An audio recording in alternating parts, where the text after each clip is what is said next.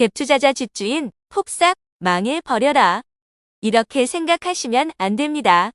망하면 집주인보다 세입자가 더 큰 손해를 보게 됩니다. 앞으로 이것만 하시면 내 소중한 재산을 지킬 수 있습니다. 안녕하세요. 재테크 읽어주는 해바라기 재테크 해바입니다. 저는 10년차 건설업에 종사하고 있습니다. 현재 부동산 상황이 위급하다 판단되어 전세입자 또는 무주택자를 위한 부동산 현황 전월세 편 영상을 올리게 되었습니다. 부동산에 대해 이해가 높으신 분들은 현업 종사자가 이렇게 생각하고 있구나. 열린 마음으로 봐주시면 감사하고요. 부동산에 대해 잘 모르시는 분들도 편안한 마음으로 시청하시어 소중한 재산을 지키는 시간이 되었으면 좋겠습니다. 2023년 현재 부동산 분위기가 좋지 못한 것은 누구나 다 아는 사실입니다. 2021년에서 2022년 최고가 대비 20에서 30% 떨어진 거래가 일반적인 거래가 되고 있습니다.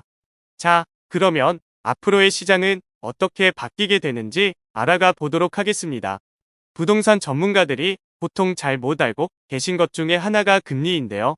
금리가 높아지면 집값이 내리고 낮아지면 올라간다는 이야기입니다.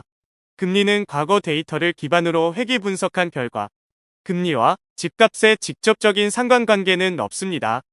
다만 갑자기 높아진 금리가 6개월에서 1년간 지속되고 연체율이 증가하면 부동산 시장에 급격한 악영향을 미치는 확률이 높아졌습니다.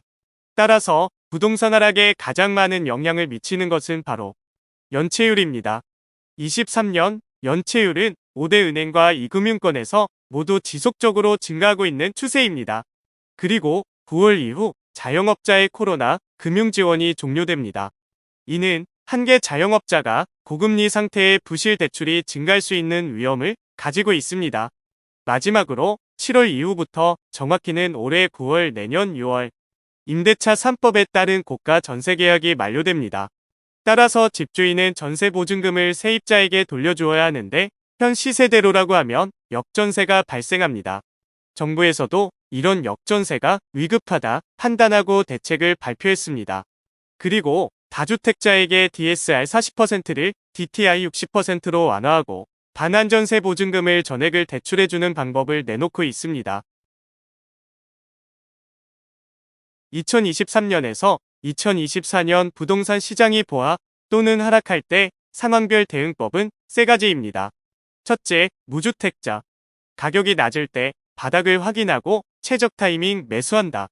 또는 자본금이 적은 경우 공공택지 및 분양가, 상한제 주택에 청약한다. 둘째, 1주택자. 거래량이 늘어나고 상급지와 갭이 적을 때 상급지로 이사를 간다. 셋째, 다주택자. 먼저 금리 스트레스에 대한 체력을 확인한다.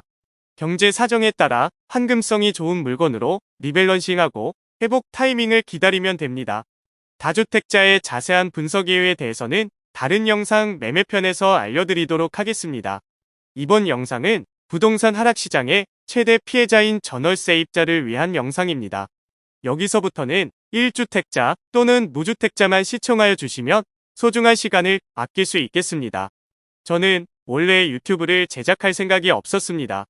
하지만 23년 올해 전월세 사기로 소중한 생명과 재산을 잃는 안타까운 일을 막으려 영상을 제작하게 되었습니다. 저는 어렸을 적 전세월세로 부모님이 온 가족의 보금자리와 전재산을 잃는 고생도 겪어봤습니다. 저희 가족처럼 몰라서 피해보는 안타까운 일을 막을 수 있는 방법이 뭘까요? 이번 영상을 찍게 되었습니다. 자, 전세 사기 피해자 네 번째, 사망 뉴스를 접해봤을 겁니다. 그리고 올해 하반기부터 본격적인 역전세가 시작될 예정입니다. 뉴스에서 보다시피 하락 시기에는 집주인, 임대인보다 임차인 전월세가 더욱 큰 손실 보게 됩니다. 왜? 부동산 시장이 나빠지면 주거 취약층인 전세입자가 큰 피해를 보는지 궁금하실 겁니다. 왜 그런지 쉽고 빠르게 알아보도록 하겠습니다. 이런 상황에 난 임차인이고 아무런 상관이 없다. 이렇게 생각하시면 절대 안 됩니다. 오히려 이럴 때 더욱 좋은 기회를 포착하기 위한 부동산 공부를 해야 합니다. 끝까지 시청하셔서 소중한 자산을 지키는 최고의 선택을 하실 수 있도록 도와드리겠습니다. 세입자가 더 피해보는 이유. 결론부터 이야기하면 깡통전세와 5순위이기 때문에 손해를 보게 됩니다. 깡통전세는 모두 다 아시다시피 전세가와 매매가가 차이가 안 나는 주택을 이야기합니다. 일부 투자자 또는 전문가는 높은 전세가율이 부동산 상승의 신호다 이렇게 이야기하는데요. 이는 사실과 다르며 깡통전세를 양산하는데 일조하고 있습니다. 살고 리브하고 싶지만 사고 바잉하고 싶지 않은 주택이 대체로 전세가율이 높습니다. 그 예를 들면 일자리 많은 곳 주변 신축 빌라, 아파트일, 오피스텔, 구축 아파트 등이 그 예입니다. 왜 이런 이상한 깡통전세가 나오냐? 한 번 더 생각해보면 이유는 간단합니다. 다주택자 규제 정책 때문입니다. 당장 살아야 하지만 사고 싶지 않은 주택은 개인이 매수하지 않습니다. 집을 사는 경우 다주택자 규제로 인해 좋은 집을 얻을 수 있는 기회비용을 버리게 됩니다. 그 기회비용에는 청약 당첨과 저금리 대출의 기회입니다. 우리나라 주택 보급률은 100%를 넘은 지 한참 되었습니다. 그리고 인구 감소에 따라 농촌주택, 반지하 빌라, 노후된 오피스텔, 원룸, 아파트는 누구도 사고 싶어 하지 않습니다. 그에 따른 결과로 가격의 양극화가 발생하고 있습니다. 경매 시장에서 비선호 주택은 감정가 대비 낙찰가가 매우 낮은 편입니다. 자, 두 번째 이유는 5순위이다. 이 말에 대해 알아보겠습니다. 5순위란 내 소중한 전월세 보증금을 받는 순서가 5번째다 이런 뜻을 의미합니다. 즉, 집주인이 채무불이행, 돈을 제때 갚지 못해 경매에 집이 넘어가게 되는 경우 내가 받는 전월세 보증금은 5번째라 다 돌려받지 못하게 된답니다. 내용을 쉽게 알 수 있도록 순위별 주의사항 및 사기 사례를 간략히 설명드리겠습니다. 편안하게 들으시고 나중에 댓글에 자료를 올려드릴 테니 다운받으시면 되겠습니다. 1순위, 당연히 경매를 진행하게 되면 감정평가비, 경매 집행비 등이 먼저 공제되게 됩니다. 2순위, 필요 유익비의 대표는 관리비 등입니다. 3순위, 최우선 변제 소액임차 보증금, 임금채권 3개월치 월급, 퇴직금, 산업재해 보상비 등입니다. 집주인이 법인, 사업자라면 특히 신경 써서 봐야 할 부분입니다. 4순위, 현재 가장 문제가 되는 방해세 부분입니다. 이는 집주인이 해당 부동산에 대한 세금을 못 내면 세입자 임차보증금을 돌려받지 못할 수 있다는 이야기입니다. 즉, 요즘 전세 사기 뉴스에 나오는 부분은 방해세 고의체 납과 깡통전세를 이용한 사기 수법의 대표 사례입니다. 이 부분은 법률 전문가, 변호사, 관심법을 쓸 줄 아는 궁예, 그 어떤 사람이 와도 알 수 없는 부분이었습니다만 현재 법이 개정되어 계약 전 방해세 체납 여부를 확인하면 됩니다. 그리고 5순위 임차권이 임차보증금이 있습니다만 여기도 확정일자 플러스 전입신고가 되어 있거나 전세권 등기 설정을 하여 확실한 대항력이 있어야 5순위에 해당합니다. 이러하지 못하다면 여기서 소개하지 않은 7에서 8순위로 밀리게 됩니다. 따라서 대항력 확정일자, 전입신고, 전세권 등기 없으면 임차보증금을 못 돌려받을 수 있습니다. 대항력 전입신고, 확정일자, 임차권 등기 설정에 대해서는 댓글에 원고 및 참조 자료를 올려드릴 테니 보시면 좋겠습니다.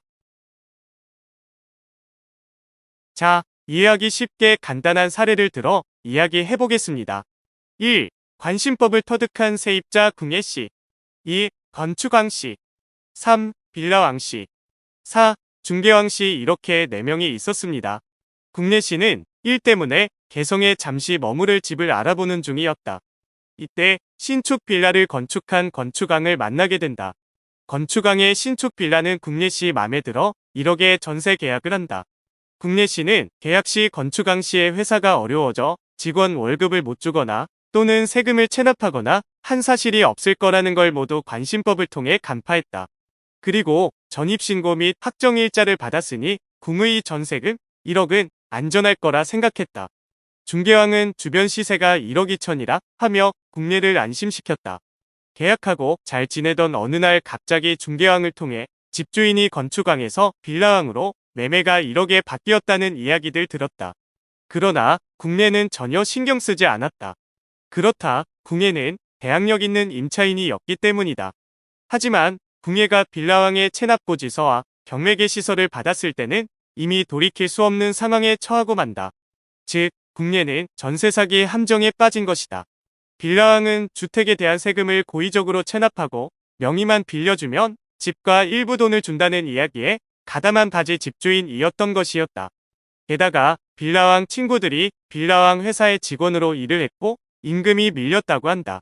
따라서 궁예는 경매 배당 순위에 따라 1순위 경매비용 500만원, 3순위 빌라왕의 최우선 임금 채권 2천만원, 4순위 당해세 세금 2천만원을 공제한 5,500만원만 한참 뒤에 돌려받을 수 있는 것이다.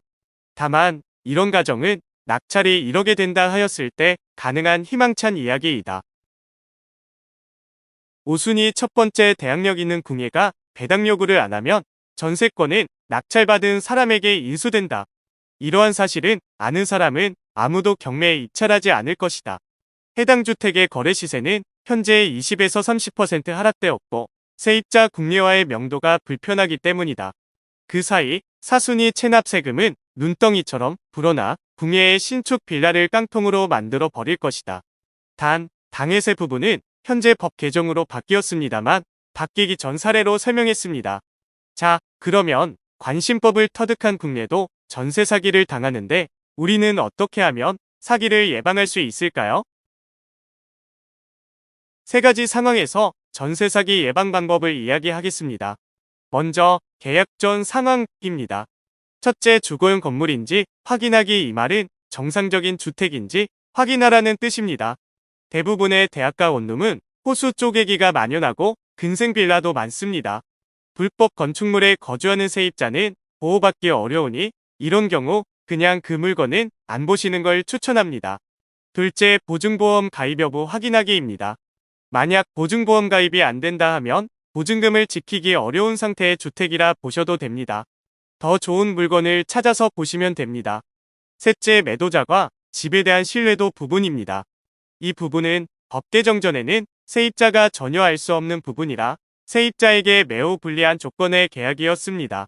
앞서 사례처럼 당해주택 세금 체납이나 사업을 하는 경우 임금 채권이나 이런 부분은 계약 당시에 그 누구도 알 수 없기 때문입니다. 하지만 일부 개정되어 계약서 사본을 들고 국세청을 찾거나 계약 전 부동산을 통해 집주인에게 세금 완납 증명서나 사회보험 완납 증명서를 요구해 볼 수 있습니다. 이마저도 어려우면 미납국세 열람 제도를 활용해서 계약서를 들고 국세청 방문해서 확인하는 방법도 있습니다. 네 번째, 등기부 등본. 전세 계약 날보다 먼저 돈을 빌린 것이 있는지, 나의 권리보다 앞선 권리가 있는지 확인하면 됩니다. 그리고 집 담보에 대한 신뢰도 부분도 등기부 등본과 전입세대 열람 내역을 보면 됩니다.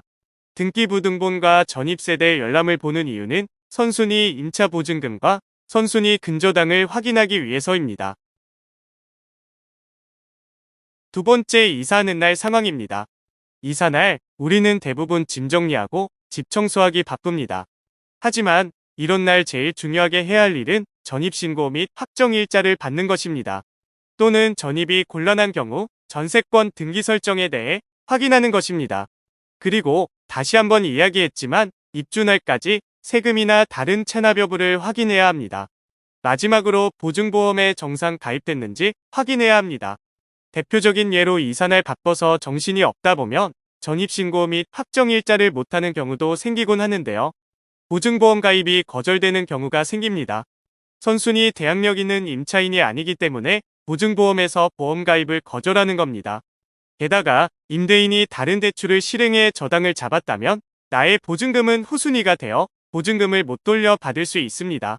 따라서 이사날 또는 잔금날은 만사 제쳐두고 전입신고 플러스 확정일자를 꼭 받으시기 바랍니다. 세 번째로, 전세 만기 이전에 알아보는 상황입니다. 집주인이 보증금을 못 돌려주는 상황이거나 세금의 체납으로 압류가 들어오는 상황이거나 집주인이 자주 바뀌는 상황 등 전세가와 매매가가 역전되어 깡통이 되었다면 필히 꼭꼭꼭 확인해 보시기 바랍니다. 구독자분들 모두 각자의 상황이 다를 테니 화면의 센터에 문의하여 상담 또는 법률적 도움을 받으시길 바랍니다. 마지막으로 시청해주셔서 감사합니다. 모두 행복하고 건강한 하루 되세요. 다음에도 좋은 영상으로 찾아뵙겠습니다. 재테크 해바였습니다.